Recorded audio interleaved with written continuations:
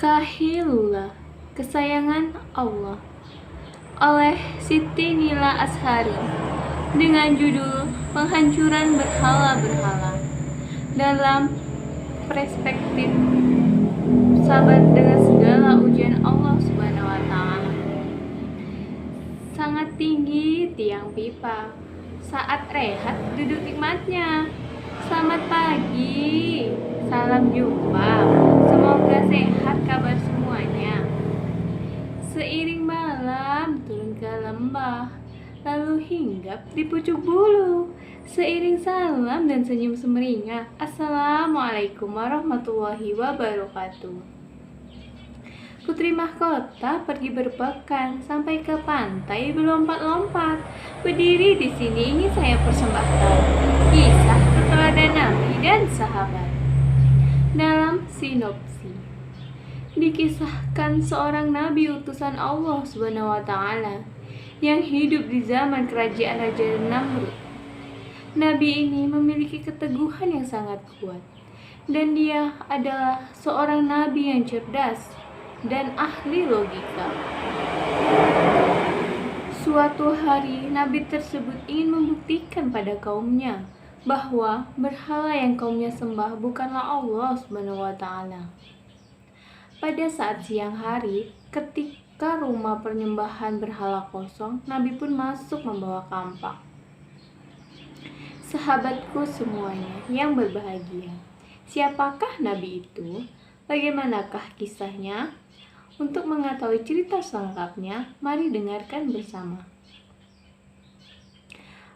Alkisah ketika Nabi Ibrahim ingin berdialog dengan Raja Namrud di hadapan para pengikutnya, dengan menghancurkan lebih dahulu berhala-berhala yang menjadi persembahan Raja Namrud dan rakyatnya. Hal ini dilakukan ketika sang raja dan semua rakyatnya sedang berpesta di hari raya dengan berburu di tengah hutan. Di saat rumah penyembahan berhala kosong, maka Nabi Ibrahim pun masuk membawa kampak dan menghancurkan berhala-berhala yang kecil dan sedang.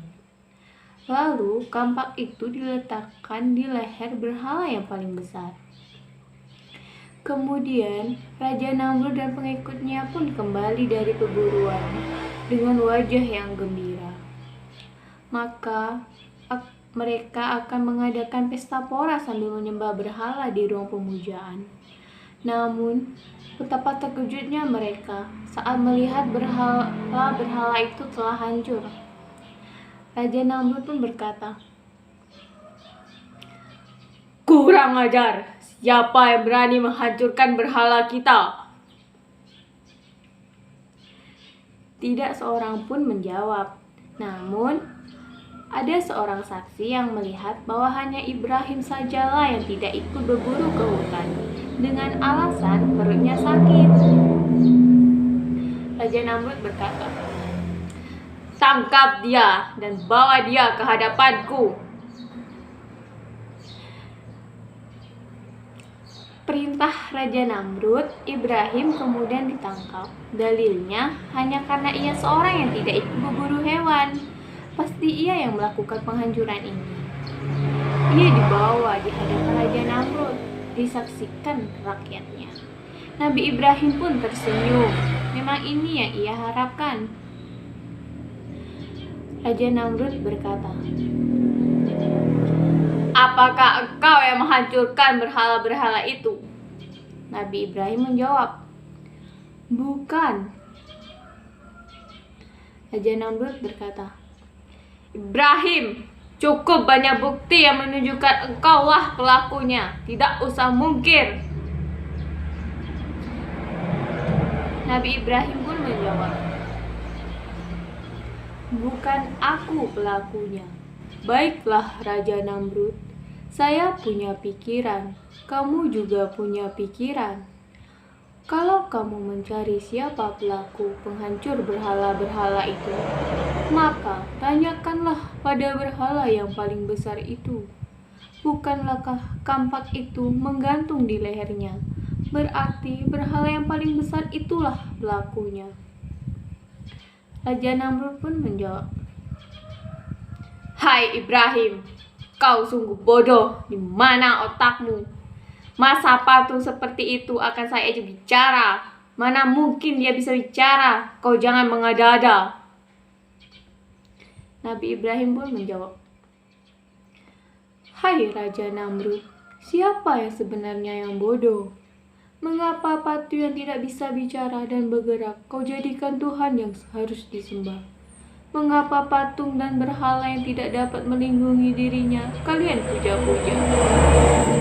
Bukankah itu kebodohan yang teramat sangat?" Raja Namrud dan pengikutnya pun terdiam mendengar jawaban Ibrahim itu.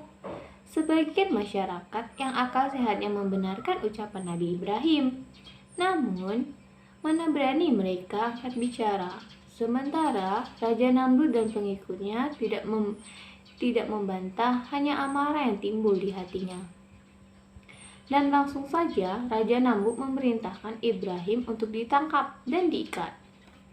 Raja Namrud berkata, "Apa hukuman yang pantas jatuhkan untuknya?" Penasihat kerajaan menjawab, "Bakar saja dia sampai mati." Kayu-kayu pun segera dikumpulkan. Nabi Ibrahim diletakkan di atas dalam keadaan terikat. Kemudian dibakarlah Nabi Ibrahim. Raja Namrud dan rakyatnya mengira Nabi Ibrahim akan hangus menjadi abu.